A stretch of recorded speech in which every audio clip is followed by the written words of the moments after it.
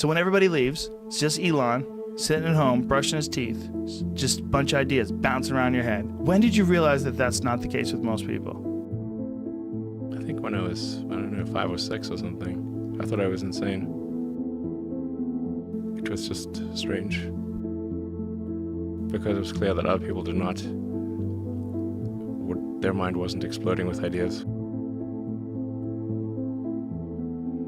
It was like, I'm strange. I don't think you'd necessarily want to be me. People would like it that much. It's very hard to turn it off. It's like a never-ending explosion. All the time. Now is the time to overrule this administration's pledge to mediocrity. Listen, Tesla's a sell. You don't want to own this stock. You shouldn't even rent the darn thing. Why? Because beyond the hype, there's just not much going on here.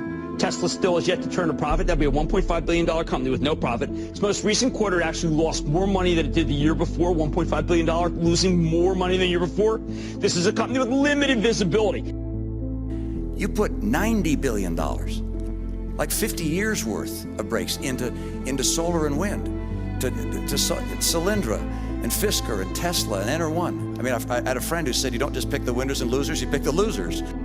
Private enterprise will not ever lead a space frontier. Not because I don't want them to, but my read of history tells me they can't. It's not possible. You know, there are American heroes who don't like this idea. Neil Armstrong, Gene Cernan have both testified against commercial spaceflight in the way that you're developing it, and I wonder what you think of that. I was very sad to see that, because those guys are, those guys are heroes of mine, so it's really tough. I wish they would come and visit and see the hardware that we're doing here, and I think that would change their mind. They inspired you to do this, didn't they? Yes. And to see them casting stones in your direction. It's difficult. Did you expect them to cheer you on? Certainly hoping they would. What are you trying to prove to them?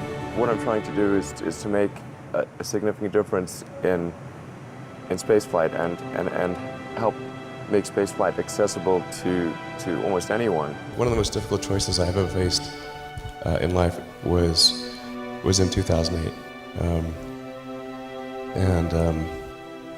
I think I had maybe $30 million left, or $30 or $40 million left in 2008. I had two choices. I could put it all into one company, and then the other company would definitely die, or split it between the two companies. But if I split it between the two companies, then both might die. When you put your blood, sweat, and tears into creating something, or building something, it's like a child. So it's like, which one am I going to let one starve to death? I couldn't bring myself to do it, so I split the money between the two. Fortunately, thank goodness, they both came through. What was your biggest failure, and how did it change you? Well, there's a ton of failures along the way, that's for sure. As I said, for SpaceX, the first 3 launches failed, and we're just barely able to scrape together enough parts and money to do the 4th launch. If that 4th launch had failed, we would have been dead. So multiple failures along the way. Tesla really faced a severe threat of death due to the Model 3 production ramp. Essentially, the company was bleeding money like crazy, and just if we didn't solve these problems in a very short period of time, we would die. And it was extremely difficult to solve them. How close to death did you come? Within single-digit weeks. I went to Russia 3 times to look at buying a refurbished ICBM. And I can tell you it was very weird going there in late 2001, 2002, going to the Russian rocket forces and saying, I'd like to buy 2 of your biggest rockets, but you can keep the nuke. They thought I was crazy, but I did have money, so that was okay. And after making several trips to Russia, I came to the conclusion that my initial thought was, well, that there's not enough will to explore and expand beyond Earth and have a Mars base and that kind of thing. But I came to the conclusion that was wrong. In fact, there's plenty of will, particularly in the United States, because the United States is a nation of explorers, of people who came here from other parts of the world.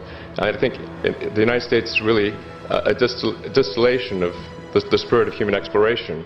So after my third trip, I said, okay, well, what we really need to do here is try to solve the space transport problem, and started SpaceX. This was against the advice of pretty much everyone I talked to. It was tough going there in the beginning because I'd never built anything physical. I mean, I'd built like little model rockets as a kid and that kind of thing, but I'd never had a company that built anything physical. So I had to kind of figure out how to do all these things and bring together the right team of people. It was tough going. Because the thing about a rocket is that the passing grade is 100%. You don't get to actually test the rocket in the real environment that it's going to be in. So I think the best analogy for rocket engineering is like if you want to create a really complicated bit of software, you can't run the software as an integrated whole, and you can't run it on the computer it's intended to run on. But the first time you put it all together and run it on that computer, it must run with no bugs. The first launch, I was picking up bits of rocket near the launch site. It was a bit sad. But we learned with each successive flight, and were able to, eventually with the fourth flight in 2008, reach orbit. I tried very hard to get the right expertise in for SpaceX. I tried hard to find a great chief engineer for the rocket, but the good chief engineers wouldn't join, and the bad ones, well, there was no point in hiring them. So I ended up being chief engineer of the rocket. So if I could have found somebody better, then we would have maybe had less than 3 failures. How did you get the expertise to be the chief technology officer of a rocket ship company? Well, I do have a physics background. That's helpful as a foundation. And then I read a lot of books and talked to a lot of smart people. You're self-taught? Yeah. Well, self-taught, yes, meaning I don't have an aerospace degree. So how did you go about acquiring the knowledge? Well, like I said, I read a lot of books, talked to a lot of people, and have a great team. When you had that third failure in a row, did you think, I need to pack this in? Never. Why not? I don't ever give up. I mean, I'd have to be dead or completely incapacitated. So many people tried to talk me out of starting a rocket company. It was crazy. What did they tell you? One good friend of mine collected a whole series of videos of rockets blowing up and made me watch those. He just didn't want me to lose all my money. How did you figure you were going to start a car company and be successful at it? Well, I didn't really think Tesla would be successful. I thought we would most likely fail. But I thought that we at least could address the false perception that people had that an electric car had to be ugly and slow and boring like a golf cart. But you say you didn't expect the company to be successful, then why try? If something's important enough, you should try, even if the probable outcome is failure. Were you a little naive when you thought, I can easily build an electric car and a rocket? I didn't think it would be easy. Like I said, I thought they would probably fail. But you know, like creating a company is almost like having a child. So it's sort of like, how do you say your child should not have food? So once you have the company, you have to feed it and nurse it, and take care of it, even if it ruins you. Yeah.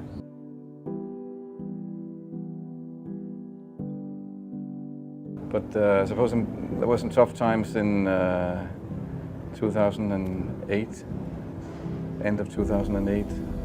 How did you get through that period of crisis? Yeah. Can we just break for a second? Sure, of course, yeah. Do you want to wait a little while? Man, I sure hope it was worth it. Sure hope so. Sure hope it was worth it. Where does that come from, or how do you think about making a decision when everyone tells you this is a crazy idea? Or where do you get the internal strength to do that? Well, first of all, I'd say I actually think I feel fear quite strongly. So it's not as though I just have the absence of fear. I feel it quite strongly. But there are just times when something is important enough, you believe in it enough, that you do it in spite of the fear. People shouldn't think, well, I feel fear about this and therefore I shouldn't do it. It's normal to feel fear. Like there'd have to be something mentally wrong if you didn't feel fear. Particularly if you're starting a company, you need to work super hard. So what does super hard mean? Well, when my brother and I were starting our first company, instead of getting an apartment, we just rented a small office and we slept on the couch. And we showered at the YMCA, and we're so hot up we had just one computer. So the website was up during the day, and I was coding at night, 7 days a week, all the time. And I sort of briefly had a girlfriend in that period, and in order to be with me, she had to sleep in the office. So work hard, like every waking hour. That's the thing I would say particularly if you're starting a company. And I mean, if you do simple math, you say like, okay, if somebody else is working 50 hours and you're working 100, you'll get twice as much done in the course of a year as the other company. I think certainly being focused on something that you're confident will have high value to someone else, and just being really rigorous in making that assessment, because people tend to, a natural human tendency is wishful thinking.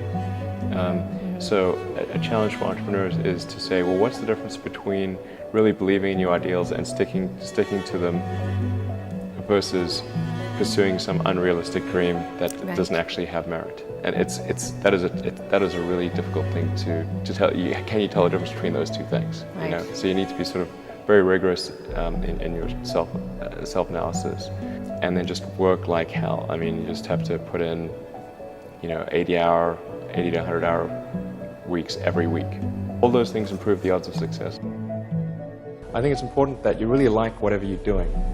If you don't like it, life is too short. If you like what you're doing, you think about it even when you're not working. I mean, it's something that your mind is drawn to. Even if you're the best, there's always a chance of failure. And if you don't like it, you just really can't make it work, I think. If you're creating a company or if you're joining a company, the most important thing is to attract great people. So either join a group that's amazing, that you really respect, or if you're building a company, you've got to gather great people. I mean, all a company is a group of people that have gathered together to create a product or service. And so depending upon how talented and hardworking that group is, and the degree to which they're focused cohesively in a good direction, that will determine the success of the company. So do everything you can to gather great people if you're creating a company. Then I'd say focus on signal over noise. A lot of companies get confused. They spend money on things that don't actually make the product better. So, for example, at Tesla, we've never spent any money on advertising. We put all of the money into R&D and manufacturing and design to try to make the car as good as possible. And I think that's the way to go. For any given company, just keep thinking about, are these efforts that people are expending, are they resulting in a better product or service? And if they're not, stop those efforts. Don't just follow the trend. So you may have heard me say that it's good to think in terms of the physics approach of first principles, which is, rather than reasoning by analogy, you boil things down to the most fundamental truths you can imagine, and you reason up from there. And this is a good way to figure out if something really makes sense, or if it's just what everybody else is doing. It's hard to think that way. You can't think that way about everything. It takes a lot of effort. But if you're trying to do something new, it's the best way to think. And that framework was developed by physicists to figure out counterintuitive things like quantum mechanics. So it's really a powerful method. The final thing I would encourage you to do is now is the time to take risk. You don't have, you don't have kids. As you get older, your obligations increase. So and once you have a family, you start taking risk not just for yourself, but for your family as well. It gets much harder to do things that might not work out. So now is the time to do that before you have those obligations. So I would encourage you to take risks now. Do something bold. You won't regret it. What's your mission in life? Why you do whatever you do? When I was a kid, I was wondering kind of what's the meaning of life? Like, why are we here? What's it all about? And I came to the conclusion that what really matters is trying to understand the right questions to ask. The more that we can increase the scope and scale of human consciousness, the better we are able to ask these questions. So I think that there's certain things that are necessary to ensure that the future is good, and some of those things are, in the long term, having long-term sustainable transport and sustainable energy generation, and to be a spacefaring civilization, and for humanity to be out there among the stars and be a multi-planetary species. I think being a multi-planet species and being out there among the stars is important for the long-term survival of humanity, and that's one reason, kind of like life insurance for life collectively, life as we know it. But then the part that I find personally most motivating is that it creates a sense of adventure, and it makes people excited about the future. And if you consider two futures, one where we are forever confined to Earth until eventually something terrible happens, or another future where we are out there on many planets, maybe even going beyond the solar system. How many things can you buy that you really love, that really give you joy? So rare, so rare. I wish there were more things. That's what we're trying to do, just make things that somebody loves. I think that second version is incredibly exciting and inspiring, and there need to be reasons to get up in the morning. You know, life can't just be about solving problems. Otherwise, what's the point? There's got to be things that people find inspiring and make life worth living. The universe as we know it will dissipate into a fine mist of cold nothingness eventually. I don't want to sound like things are too dark, because I think like you kind of have to be optimistic about the future. There's no point in being pessimistic. It's just too negative. It doesn't help, you know. I think you want to be, my theory is I'd rather be optimistic and wrong than pessimistic and right. What are the set of things that can be done to make the future better? I think that a future where we are a spacefaring civilization and out there among the stars, this is very exciting. This makes me look forward to the future. This makes me want that future. There need to be things that make you look forward to waking up in the morning. You wake up in the morning, you look forward to the day, look forward to the future. A future where we are a spacefaring civilization and out there among the stars, I think that's very exciting. That is a thing we want. Whereas if you knew we would not be a spacefaring civilization but forever confined to Earth, this would not be a good future. That would be very sad, I think. If there are two futures, and one future is we're out there among the stars, and the things we read about and see in science fiction movies, the good ones, are true. We have these starships, and we're going to see what other planets are like, and we're a multi-planet species, and the scope and scale of consciousness is expanded across many civilizations and many planets and many star systems. This is a great future. This is a wonderful thing to me, and that's what we should strive for. People look like they have a much better life than they really do. People are posting pictures of when they're really happy. They're modifying those pictures to be better looking. even if they're not modifying the pictures, they're at least selecting the pictures for the best lighting, the best angle. So people basically seem, they're way better looking than they basically really are. And they're way happier seeming than they really are. So if you look at everyone on Instagram, you might think, man, there are all these happy, beautiful people, and I'm not that good looking and I'm not happy. So I must suck, you know, and that's gonna make people sad. When in fact, those people you think are super happy, actually not that happy.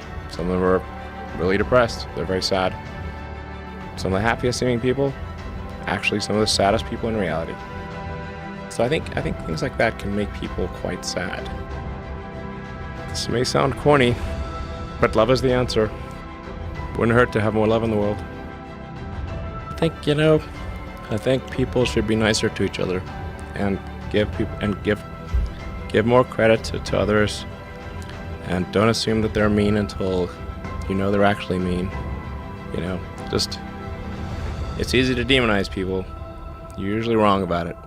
People are nicer than you think. Give people more credit.